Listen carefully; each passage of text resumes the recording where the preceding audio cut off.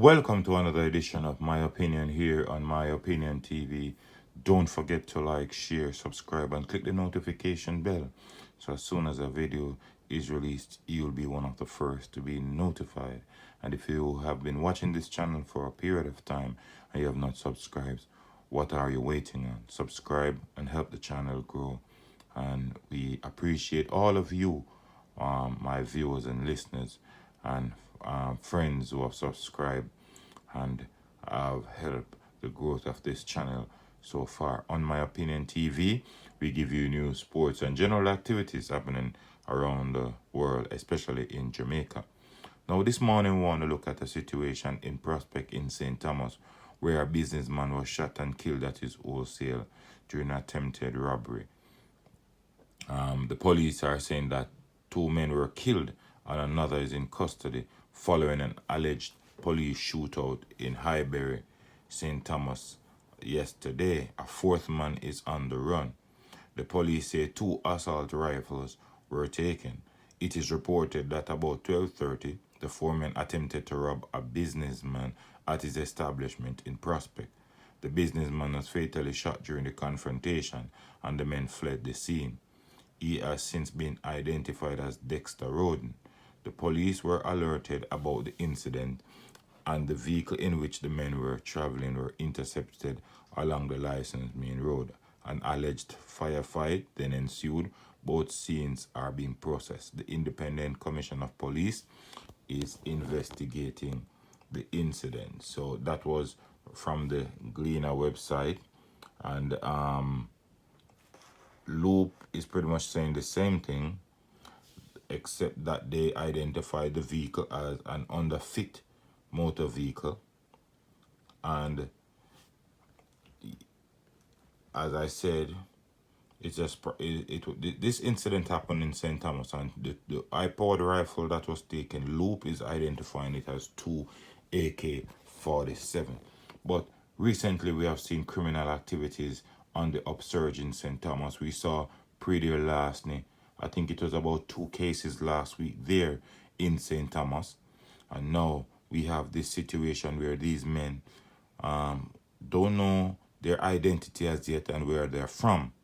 But more than likely, sometimes these men are intruders from other parishes that go to other parishes and create havoc, right? And sometimes when these persons go to other parishes to create havoc, it's actually persons from the same parish who make contact with these guys, out and out stranger, to come inside the community and create havoc. Well, the good thing about it is that the police reacted quickly, and as I said, I can't say we have been struggling in 2020 as it relates to the coronavirus. We have our own share of challenges, but I can tell you from the incident with Damian Hamilton in Horizon Park in St. Catherine until now, the police have stepped up their intelligence, they have stepped up their game, and the police have been doing a very good job so far.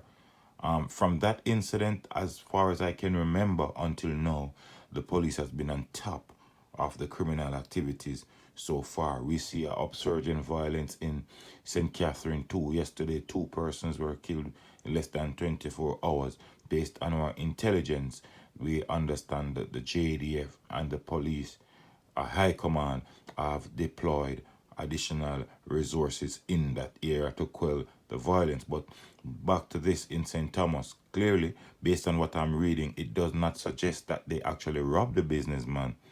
They say they attempted, so there is no confirmation as if they were successful in whatever they did. But instead of robbing the businessman, they also took his life. But as it was to happen, the cops were there, were in hot pursuit of them, and eventually caught up with them, and they didn't decide to surrender. So they went out in a blaze of glory, which at the end of the day, they lost their life. One man escaped, and the police are searching for him at present. But at least 2 high-powered rifles are no more on the streets. They're in the hands of the police. And these men, I can tell you, they bring destruction. I can't imagine how traumatized these people in the parish of St. Thomas are at the moment.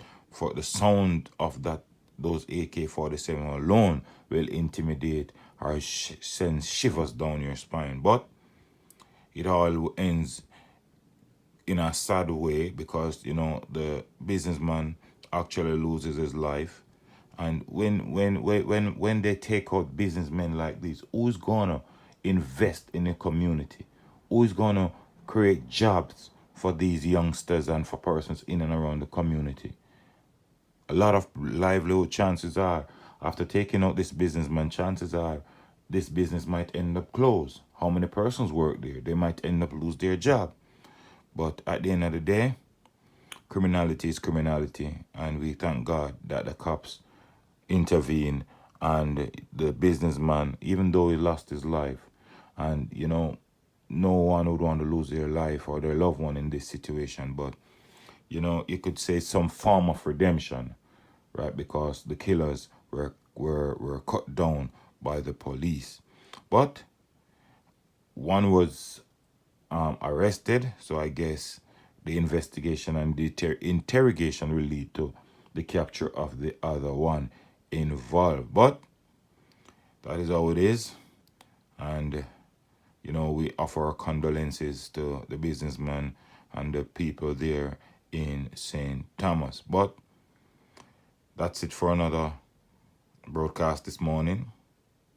Don't forget to like, share, subscribe, and click the notification bell, so as soon as a video is released, you'll be one of the first to be notified. Until next time, be good, be safe, take care of your loved one, look out for a neighbor.